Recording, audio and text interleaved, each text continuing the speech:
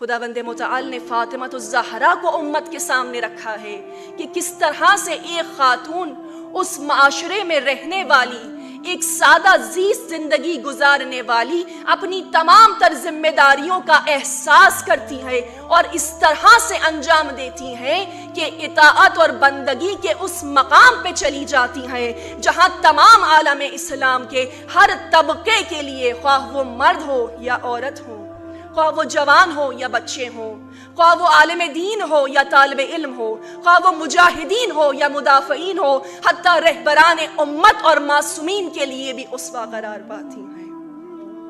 جناب فاطمہ الزہرا ہماری جان قربان ہو بی بی پر، لیکن ہمارا تعلق زہرا کے ساتھ کیسا ہونا چاہیے؟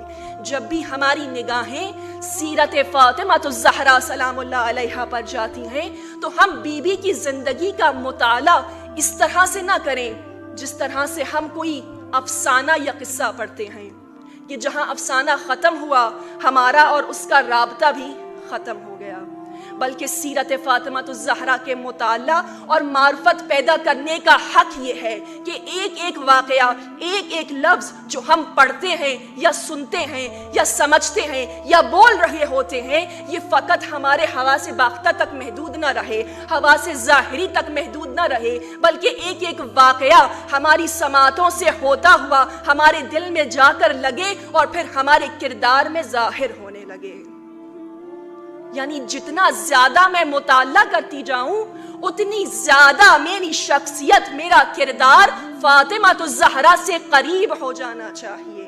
یہ ہے حق فاطمی ہمارے اوپر، کیونکہ جب تک ہم سیرت فاطمی کو اپنی زندگیوں میں شامل نہیں کریں گے تب تک ہم آج کے زمانوں کے فتنے اور فساد کا نہ مقابلہ کر سکتے ہیں نہ ہم اسے سمجھ سکتے ہیں۔ آج حقوق خواتین کے نام پر جس فیمنزم کا چرچا ہے، جس نے آج مشرقی خاتون کو بھی، مسلمان خاتون کو بھی اپنی لپیٹ میں لے لیا ہے، عزیزان محترم، یہ دراصل میں ایک بت ہے۔ بت خدا کے مقابل آنے والی ہر شے کو کہتے ہیں، خواہ وہ بت پتھر کے ہوں یا افکار کے ہوں۔ کیپٹلزم، کمیونزم، فیمنزم، سوشلزم، یہ جتنے بھی ازمز ہیں جن کے آخر میں ISM آ رہا ہے، یہ تمام کے تمام توحید کے انکاری ہیں اور طاغوت ہیں۔ یہ تمام نظام الہی کے بھی منکر ہیں اور وجود خالق کے بھی منکر ہیں۔ یہ ڈیوائن گائیڈنس کو پرانے گزرنے والے لوگوں کی سوچ قرار دیتے ہیں، لہٰذا آج اس کی ضرورت محسوس نہیں کرتے۔ جب بھی آپ ان کا نعرہ سنیں گے ہمیشہ ایک لفظ تکرار ہوتا ہے، رائٹ، حقوق، لیکن وہ ایک لفظ جو آپ کو ان کی تحریک میں کہیں بھی نظر نہیں آئے گا وہ ہے ذمہ داری، رسپانسبلٹی۔ کبھی مسئولیت کی بات نہیں کریں گے، کبھی ذمہ داری کی بات نہیں کریں گے، اور دراصل میں جن حقوق کی بات بھی کر رہے ہوتے ہیں یہ حقوق وہ ہیں کہ جو کیپٹلزم کو فائدہ پہنچا رہے ہوتے ہیں یا جو جسم اور شہوت سے منسلک ہوتے ہیں۔ دینی اصطلاح میں ان تمام کو حقوق کہنا بھی مناسب نہیں ہے، بلکہ یہ بے راہ روی ہے۔ 19ویں صدی میں جب اس تحریک کا آغاز ہوا تو یہ آغاز مغرب کی اپر کلاس خواتین نے کیا تھا۔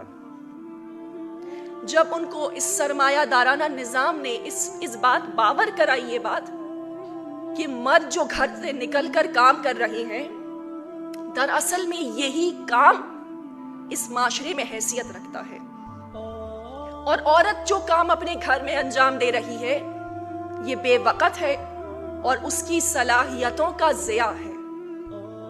بس جب عورت کو یہ بات باور کرائی گئی تو انہوں نے حقوق کا، مساوی حقوق کا نعرہ لگایا، ایکول رائٹس کا نعرہ لگایا، اور ایک طرف یہ تقاضا کیا کہ مردوں اور خواتین کے حقوق برابر ہونے چاہیے اور خواتین پہ ہونے والا تشدد ختم ہونا چاہیے۔ لیکن ستم ظریفی یہ ہے کہ ایک طرف تو خواتین پر ہونے والے تشدد کے خلاف بات کی جاتی تھی اور دوسری طرف کیونکہ یہ اپر کلاس پریولیج خواتین تھیں، ان کے ماتحت ایک کثیر تعداد غلاموں کی اور کنیزوں کی ہوتی تھی۔ ایک طرف نعرہ لگاتی ہیں کہ خواتین پہ تشدد بند کیا جائے، اور دوسری طرف جو ان کے ماتحت غلام ہیں ان کے ساتھ ان کا رویہ وحشیانہ ہوتا تھا۔ یہ ہے فیمنزم کا منافق چہرہ، یعنی جہاں اپنا مفاد ہو وہاں پہ آواز بلند کی جائے، ورنہ باقی تمام میدانوں میں خاموش رہا جائے۔ اس کے مقابلے میں دین اسلام نے ایک بہترین روپ پیش کیا ہے، اور وہ روپ فاطمی کے طور پہ سامنے آیا ہے۔ فاطمی روپ کے سامنے، ہماری فاطمی روپ کی صورت میں ہمارے سامنے آیا ہے کہ جس میں اوائل سے ہی غلاموں کو انسانوں والے تمام حقوق عطا کیے گئے، یہاں تک کہ جناب فاطمہ الزہرا نے اپنے گھر کا ماحول ایسا بنایا تھا کہ جہاں پہ ان کی اولادیں ان کی کنیزوں کو ماں کہہ کر پکارا کرتی تھیں۔ اب ہمارے سامنے یہ دونوں چہرے موجود ہیں، یہ دونوں راستے موجود ہیں، انتخاب ہم نے خود کرنا ہے۔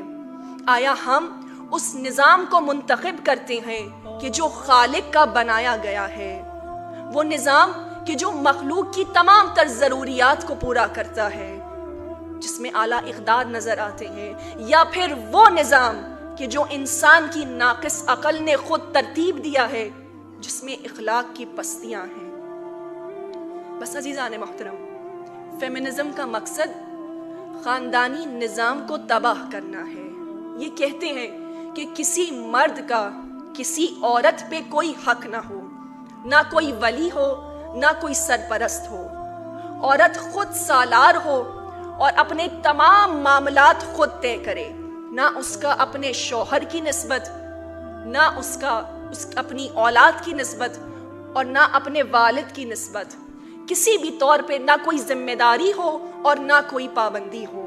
بس یہ اس آزادی کی بات کرتے ہیں، جبکہ سیرت فاطمہ الزہرا نے ایک ایسا مثالی خاندانی نظام رول ماڈل بنا کے سامنے رکھا، جہاں جناب فاطمہ الزہرا نے نہ صرف اپنی گھریلو ذمہ داریوں کو بلکہ اپنی تمام معاشرتی ذمہ داریوں کو بھی سمجھتے ہوئے اس طرح احسن طریقے سے اپنے نسوانی وقار کو برقرار رکھتے ہوئے انجام دیا کہ آج یہ خاندان کی عظمت کے معترف ہمیں مشرکین میں نظر آتے ہیں۔ آج اس تمام تر یلغار اور اس تمام فساد کا جو حملہ ہے وہ مسلمان عورت پہ دو چیزوں کا ہے۔ بس دو چیزیں مسلمان عورت سے دور کر دی جائیں، یہ خود بخود تباہی کے دہانے پر پہنچ جائیں گی۔ ایک حجاب اور دوسرا قرآن۔ حجاب عزیزان محترم کپڑے کے ایک ٹکڑے کا نام نہیں ہے، بلکہ حجاب زندگی گزارنے کے طریقے کا نام ہے۔ ایسی زندگی کہ جس کا عنوان اطاعت خداوندی ہو، ایسی زندگی کہ جو تقوی، حیا اور عفت سے مزین ہو، ایسی زندگی کہ جہاں جلوتوں سے زیادہ خلوتیں پاکیزہ ہوں عورت کی، اور دوسرا قرآن کہ جو ضابطہ حیات ہے اور عشق فاطمہ الزہرا سلام اللہ علیہا ہے۔ بارگاہ خداوندی میں دعا کی تھی کہ جب تک میں زندہ رہوں مجھے تلاوت قرآن نصیب ہوتی رہے۔ ہمارا عشق جناب سیدہ ہے، لیکن سیدہ کا عشق قرآن ہے۔ بس ہمارا رابطہ قرآن سے کمزور نہیں ہونا چاہیے۔ جہاں ہمارا رابطہ کمزور ہوا وہیں پہ دشمن کا حملہ تیز تر ہو جاتا ہے۔ جب تک قرآن ہماری زندگیوں کا حصہ نہیں ہوگا ہم ان فسادات کو سمجھ نہیں سکتے، اور جچتا ہی نہیں ہے کہ ایک پیروان فاطمہ الزہرا کا رابطہ قرآن کے ساتھ کمزور ہو جائے۔ قرآن نے اصول بیان کیا ہے نا سورہ نور میں، الخبیثات للخبیثین والخبیثون للخبیثات والطیبات للطیبین والطیبون للطیبات۔ یہ خبیث چیزیں خبیث لوگوں کے لیے ہیں، لیکن پاکیزہ چیزیں پاکیزہ لوگوں کے لیے ہیں۔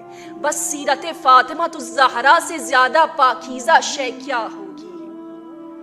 لیکن یہ سیرت وہاں نظر آئے گی جہاں پہ کردار اور سوچ کی پاکیزگی ہوگی۔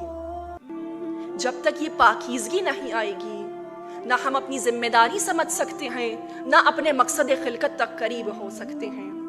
تو بس اب ہمیں کیا کرنا ہے عزیزان محترم؟ اس یلغار کے مقابلے میں ہم نے مقابلہ کرنا ہے۔ کیسے مقابلہ کرنا ہے؟ ہم نے ایک مضبوط فاطمی روپ دنیا کے سامنے رکھنا ہے۔ اسلام نے کہیں منع نہیں کیا عورت کو کسی شعبے میں جانے سے۔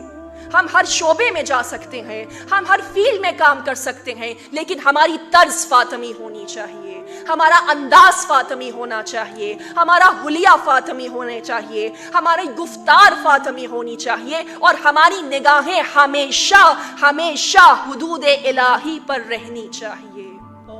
کام ہم جو کچھ بھی کریں، ہماری نگاہیں اپنے مقصد خلقت پہ ہونی چاہیے۔ تعلیم ہم جو بھی حاصل کریں، اس تعلیم کا مقصد ہمیں خدا سے قریب کرنا ہو۔ اگر یہ تعلیم ہمیں خدا سے قریب نہیں کر رہی تو یہ تعلیم ہمیں تباہ کر رہی ہے۔ اور علامہ اقبال نے اس پوری گفتگو کو چند اشعار میں بڑی خوبصورتی سے سمیٹا ہے۔ آپ کی سماعتوں کی نظر کرتے ہیں۔ تہذیب فرنگی ہے اگر مرگ عمومت، تہذیب فرنگی ہے اگر مرگ عمومت، ہے حضرت انسان کے لیے اس کا ثمر موت۔